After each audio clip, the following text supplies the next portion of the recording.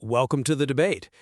Last time we sat down, we spent an intense amount of time analyzing the legacy of Xeon Clerics. Right. Trying to figure out if he was the quintessential hero of this narrative or, well, a tragic cautionary tale. Exactly.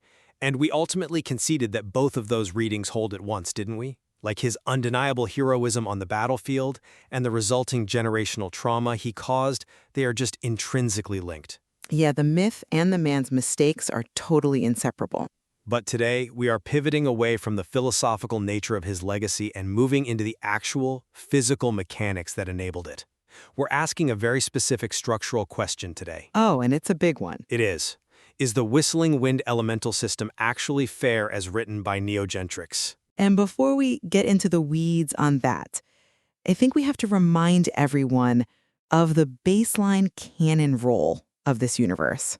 Oh, definitely. Go ahead. In Picodesh, elemental arts are not, spells you memorize from a dusty book. You don't just wave a wand. Right. We established this back in episode 16. The elemental arts require a grueling biological and spiritual alignment that is completely specific to the user. Exactly.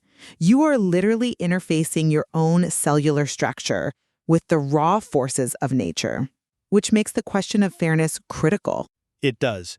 And I'll state my position right out of the gate. I firmly maintain that the elemental system is perfectly balanced because every single power extracts a real, proportional, biological cost from the user. Well, and I take the completely opposing view. The costs are not evenly distributed in the slightest. The biological tax basically tracks the author's sympathy for a character rather than following any consistent in-universe rule. I see why you might think that, but let me give you a different perspective on how we actually measure that cost. All right, let's hear it. When you study the architecture of Picodesh, strength is always unconditionally paid for in the body. Nothing is free. Let's start with Xeon Clerics. His green wind is frequently misinterpreted as this gentle, effortless breeze that just happens to be on his side. Well, it certainly reads that way sometimes. But it's anything but effortless. To generate the green wind, the user must perfectly harmonize their own cellular rhythm with the breath of the earth. They have to suppress their panicked human instincts and force their biology into complete alignment with the environment, just to sustain life. It demands constant, immense physiological effort. And if you contrast that internal effort with the villains and side characters, where the cost happens to be externalized, the system holds up. Look at Iolite. His red wind visibly corrodes his flesh, or Zeryl, whose spatial manipulation of the voidfold nearly kills him outright. Right, the voidfold. And we can't forget the ultimate kinetic example. The Fuse Master engineered a gunpowder-coated staff, and the concussive trauma of his own weaponry systematically degraded his organs and eventually killed him. The physical and kinetic costs are strictly universally enforced across the board. Okay, but if we look at those exact same examples, the inconsistency practically leaps off the page. The ledger only balances for the side characters and the villains. Wait, how so? The Fuse Master literally dies paying his biological cost. Yes, and that proves my point. The Fuse Master dies from his own kinetic tool. Zeryl is reduced to absolute physiological ruin by a single use of his localized vacuum. The universe brutally punishes them for manipulating their environments. Right, because... But wait! Then you have Xeon Clerics walking through a war zone, dispensing life without so much as a nosebleed. He gets an elemental art in the green wind that is incredibly combat viable, secretly heals the people around him, and he pays almost no visible price for it on the page. I wouldn't say no price. And even more glaringly, you brought up Iolite. We're told the red wind is actively corroding him, eating him alive from the inside out. Yet somehow he miraculously remains devastatingly effective for decades. How does a guy suffering from severe cellular rot fight the entirety of the Congo War and then spend another 20 years plotting in the shadows? Well... The rules of biological decay only apply when Gentrics wants to remove a character from the board. It is protagonist privilege mixed with villain plot armor, pure and simple. Okay, that is a really interesting point, though I would frame the mechanics of the winds entirely differently. I think we're hitting our first major point of contention here. The fundamental nature of the green and red winds.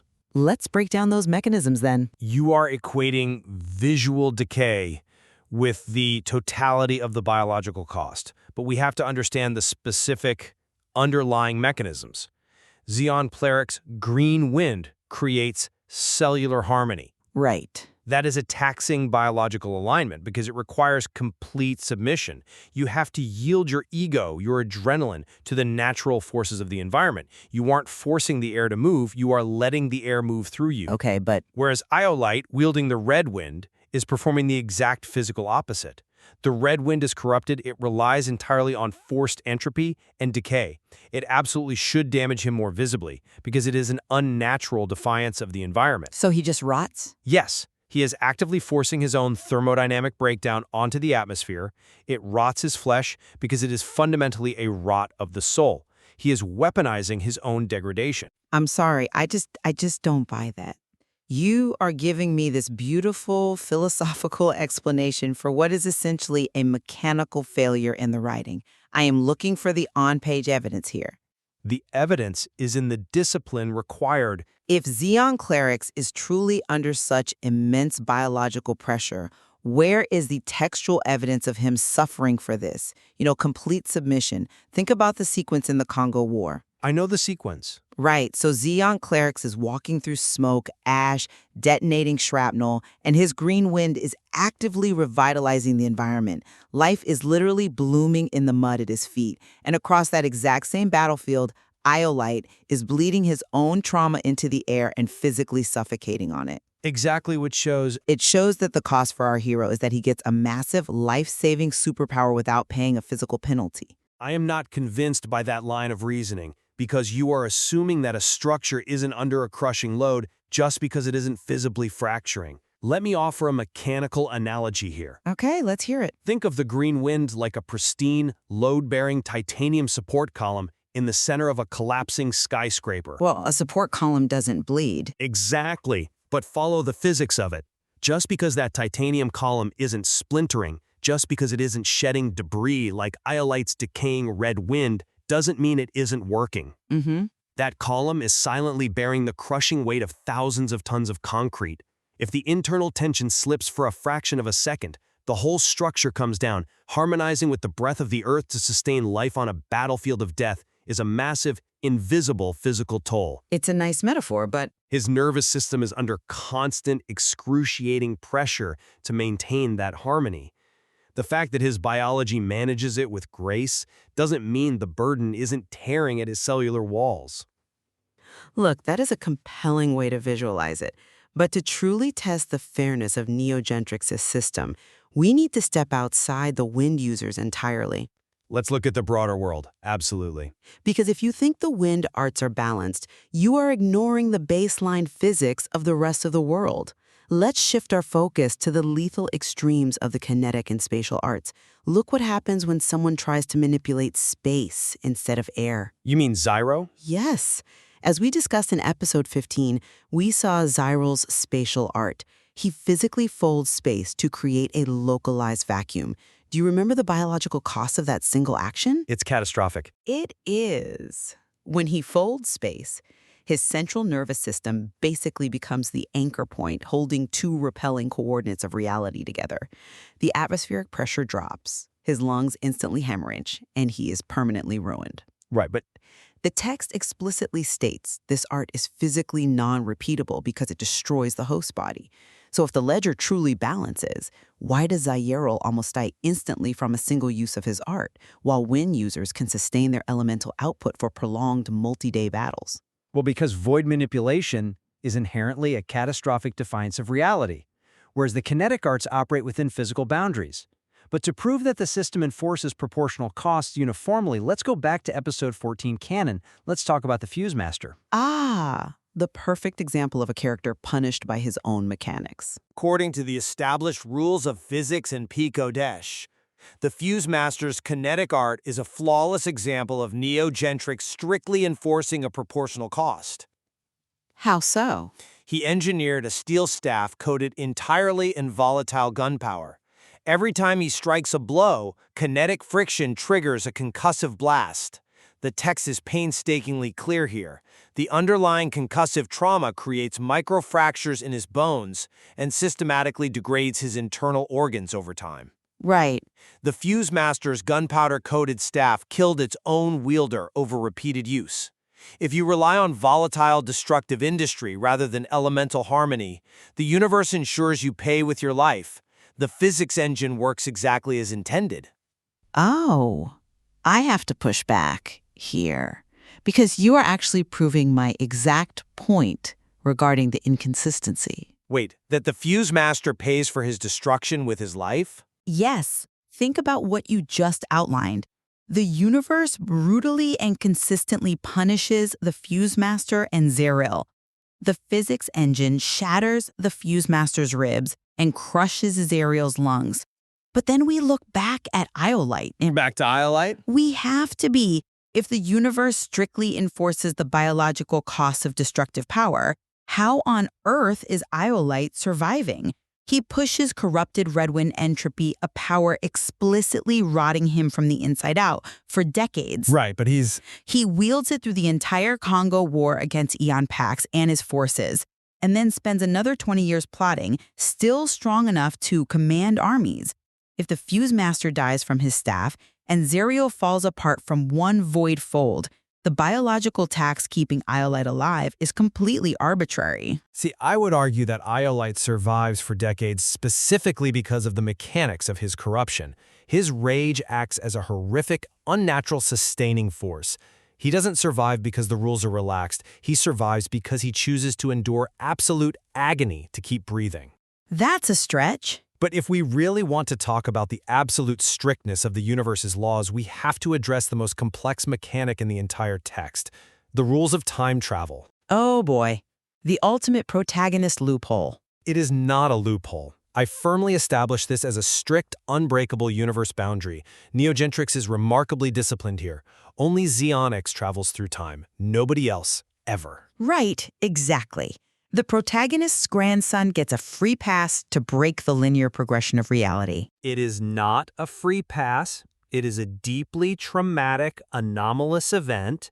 But the very fact that Iolite cannot travel through time, the fact that no general in Eon Pax's army can simply fold space to undo a lost battle in Sholin or Sukar, proves that Gentrics holds the universe of Picodesh to hard laws. Okay, but look at what happens when he does it. When Xeonix drops into the Congo War, the universe doesn't just let it happen. The presence of the temporal paradox creates a violent resonance, and the living universe actively rejects the paradox. It forcefully rips Xeonix back to his own time. That proves it is a fair, balanced system that actively limits godlike abilities. I come at it from a completely different way. That exact rule, the fact that only Xeonix can travel through time, proves absolute protagonist privilege. Let's look at how that temporal rejection actually functions on the page. The universe violently rejecting him isn't a privilege. It is, when you look at who actually pays the toll. Xeonix causes the paradox. He breaks the fundamental linear flow of time. But when that temporal shockwave hits, how does Xeonix pay for it? He outsources the near-fatal biological cost to a side character. Come on, Xeonix did not intentionally channel that paradox through Zeryl. He didn't ask him to nearly kill himself. Intent doesn't matter, the mechanics do. Xeonix gets the narrative benefit of the timeline anomaly. He gets the emotional closure he desperately needs. And who pays the biological tax for that massive distortion of reality? Zeryl. Because of his spatial alignment, yes. Exactly. Because Zeryl's nervous system is already aligned to manipulate the void. He acts as a natural biological lightning rod. The displaced atmospheric pressure crushes Zeryl's lungs. The hero walks away with the emotional revelation, and the side character collapses, coughing up blood, paying the physical price for an anomaly he didn't even cause. Wow. Okay, that is a fascinating way to frame the time travel sequence. The idea that Zeryl's spatial alignment inherently makes him a lightning rod for the temporal shockwave is, well, it's a brilliant reading of the mechanics. Thank you. And honestly, it brings us to a really critical juncture in our analysis. I have maintained throughout this discussion that the elemental system of Picodesh is fundamentally balanced. Whether it's the crushing internal tension of the green wind, the parasitical rot of the Red Wind, or the fatal force of the Fusemaster's kinetic staff. Strength is paid for in the body. And I have consistently argued that the system is mechanically skewed. Protagonists like Xeon Clerics wield combat-viable healing arts with no visible penalty, while side characters like Zeryl absorb the collateral damage. Right. However, looking closely at how Gentrics put this all on the page, and particularly your point about Zeryl absorbing the paradox, I have to concede one major aspect of your argument. You are absolutely right that the visual representation of the biological toll is incredibly uneven. It certainly reads that way. It does. When you compare the invisible, internal burden of Xeon Clerics' cellular harmonizing to the visceral, agonizing collapse of Zeryl or the visible corrosion of Iolite, the system visually appears heavily skewed to the reader. Zeryl dying on the page is brutal, and conflating that visual gore with the total physical cost is a really natural reaction to the text. It makes the hero look like he is gliding over the water while everyone else is drowning in it. But, looking at the sheer depth of the world-building Gentrics has accomplished, I have to acknowledge the strength of your perspective as well. Oh? Yeah. Your point regarding the Fusemaster and Zeryl proves something vital about this setting. I think it proves the boundaries are real. It does. When we look at the broader spectrum of the kinetic and spatial arts, there absolutely are strict, lethal, biological, and physical laws governing this universe. The fact that the Fusemaster's own weapon eventually kills him, and the fact that Zeryl's Voidfold is strictly non-repeatable, it proves Gentrics built a hard physics engine underneath Picodesh. The universe really does push back. Which is ultimately what makes dissecting this material so rewarding. We can endlessly debate the equity of the ledger, but we have to step back and admire the brilliance of a system that intrinsically ties elemental output to biological and spiritual alignment. It changes the stakes of every encounter. It makes every fight a question of physiological endurance, not just tactical skill. And, well, it leaves the listener to decide for themselves if the costs are truly balanced or if the mechanics are occasionally bending to serve the narrative. Exactly. There is always more to explore beneath the surface here. The deeper you dig into the elemental mechanics, the more the foundation shifts beneath your feet. Which brings us right to the threshold of our next discussion. I'm looking forward to it. Join us for episode 18, where we are going to ask a massive structural question. Is Picodesh a fully realized world, or just scenery built to serve the plot? We will be looking closely at the geopolitics, the environments from Orion to Malmar, to see if the world breathes on its own or just waits for the characters to arrive. I am already preparing my notes. Digging into the geography is going to be a contentious one. Until then, remember the underlying reality of the elemental arts. When you are looking at the great ledger of power in this universe, you have to ask yourself, just because you can't see the massive liability recorded on the page, does that mean the physical debt doesn't exist? Keep reading, keep questioning, and we will see you next time.